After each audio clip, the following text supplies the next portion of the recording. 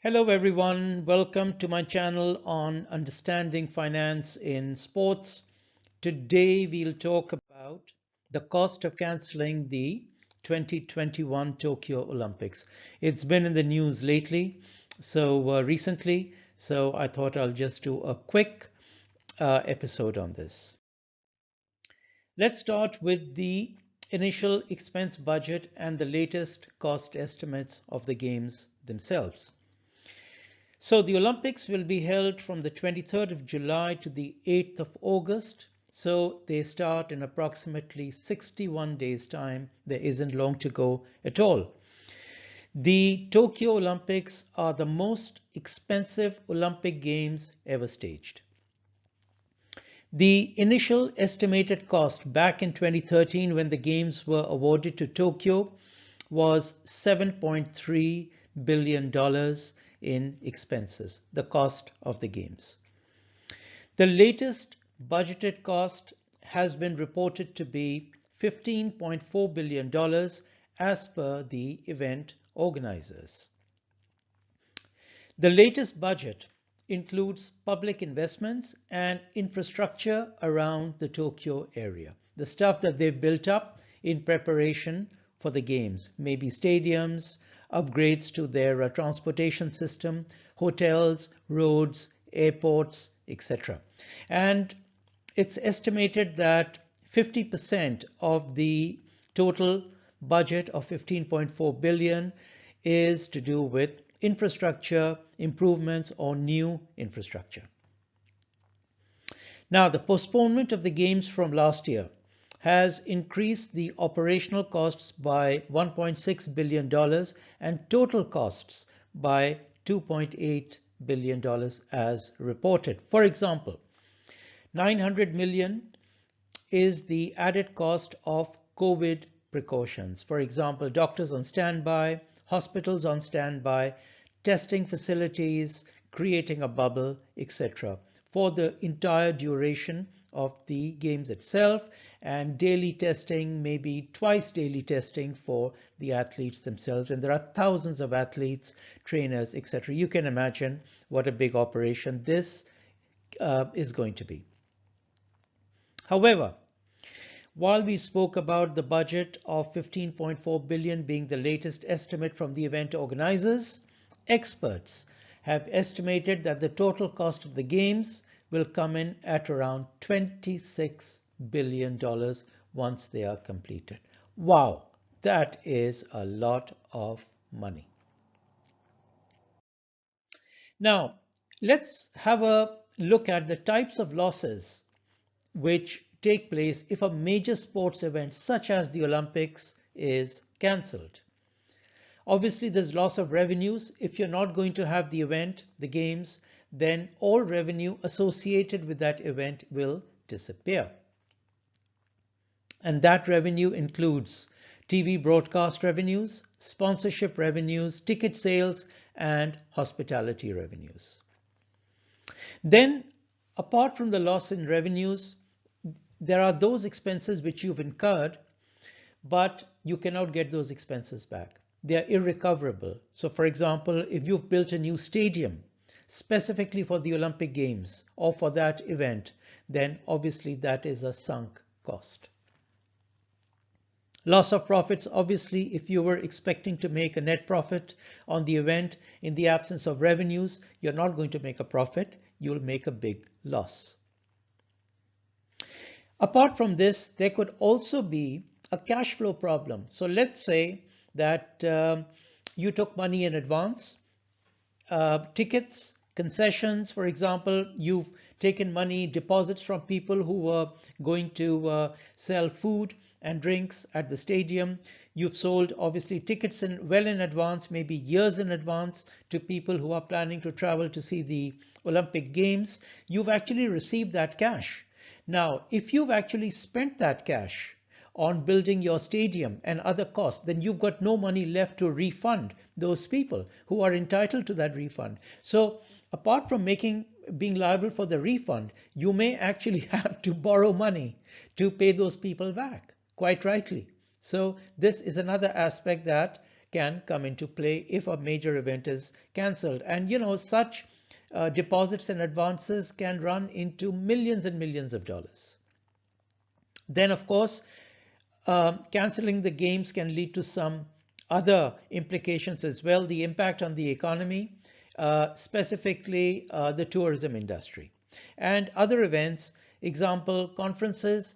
If an Olympic Games is going on, then there are people who will perhaps have business meetings and conferences around the Olympics itself, which is quite quite normal for people to have their conferences around attractive and sort of interesting events. Okay, let's look at the financial impact of cancelling the Tokyo Games specifically. And all this information, by the way, is publicly available in the media. So the operating costs of the games themselves will be significantly reduced. Obviously, those expenses that were meant to take place at the games will obviously disappear as the games are not taking place. An example of this would be, for example, people who show you to your seats. However, the revenues will be drastically reduced or even cut to zero, as we've mentioned. Now, in terms of revenues, it's been reported that the host city will lose, in this case, $800 million of ticket sales, local sponsorships of $3.3 billion. These are local sponsors in Japan who were sponsoring the games or associating themselves with the games. And it's been reported that Tokyo will have to refund the IOC its contribution of $1.3 billion. The IOC will lose an estimated $1.5 billion in TV broadcast revenues, and sponsorship revenues associated with these games will also be lost or drastically reduced. This will be negotiated with each sponsor to see if the losses could be spread to future games. Both these revenue estimates are purely estimates only because the TV broadcast contracts as well as sponsorship contracts spread over a number of years and a number of events. And so there is some room for negotiation between the sponsor, TV broadcaster, and the IOC as to how they can potentially spread the amount over future games and how to deal with the cancellation and the reduction in the amounts. So at this time, very few outsiders will have a reasonable idea of what the actual cost of cancellation will be, but we know that it will be substantial.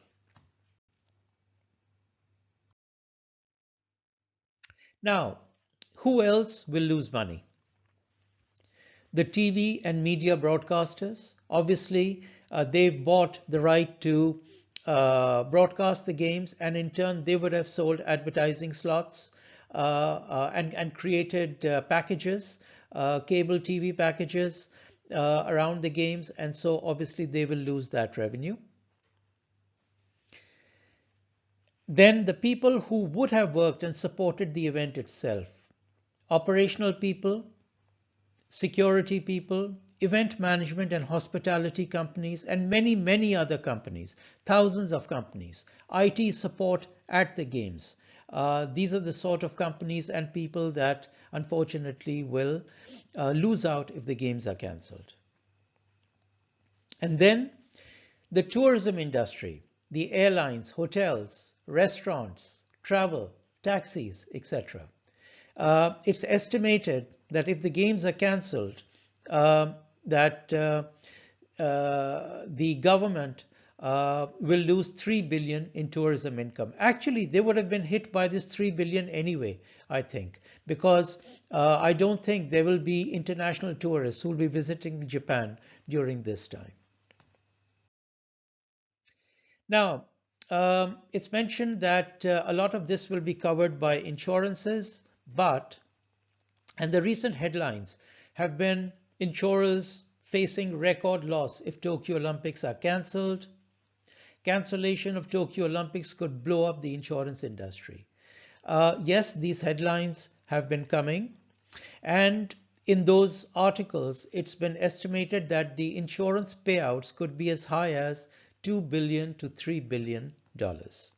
However, it's also been reported that it could be around 900 million, which is what the IOC would cover the Olympics for in the past.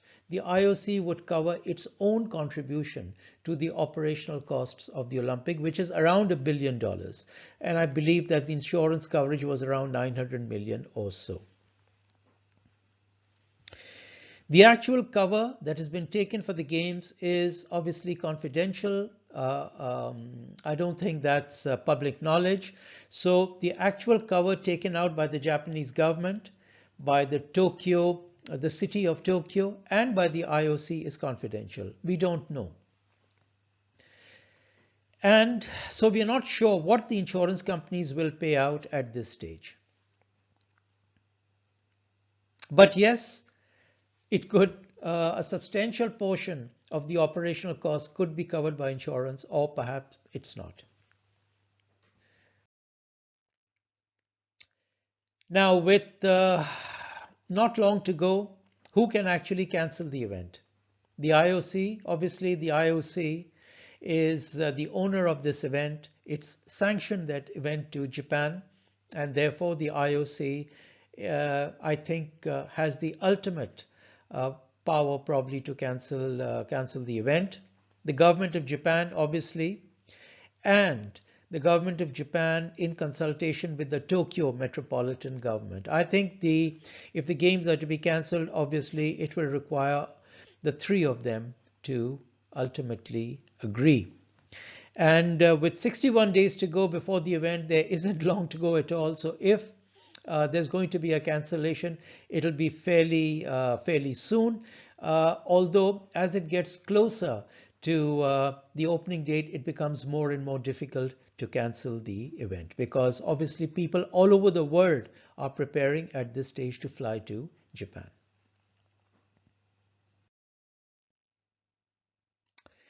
Okay, let's look at quickly the financial impact on Japan of the games being held or not being held, for that matter.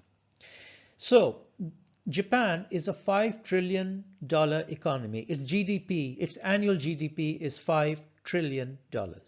It's the world's third largest economy behind the USA and China. The impact of cancellation on Japan's economy will be less than 0.2%.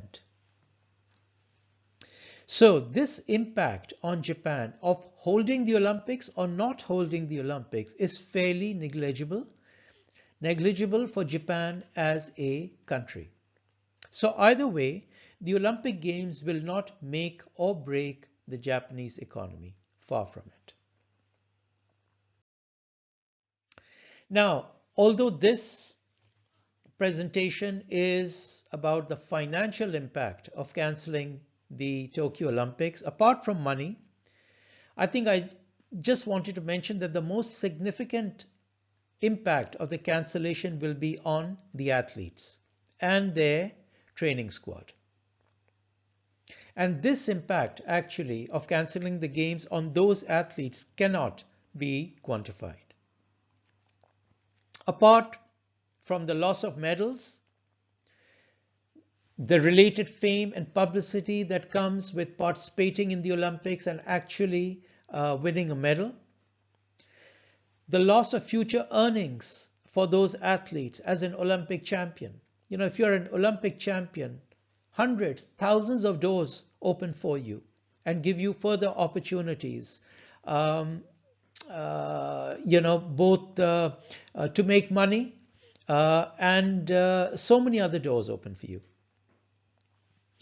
Some athletes have trained their whole lives for this event. You know, they've been living for this event and they're in peak condition. They've gotten themselves in peak condition to win a medal at that event, or participate at their best, do their best at this event.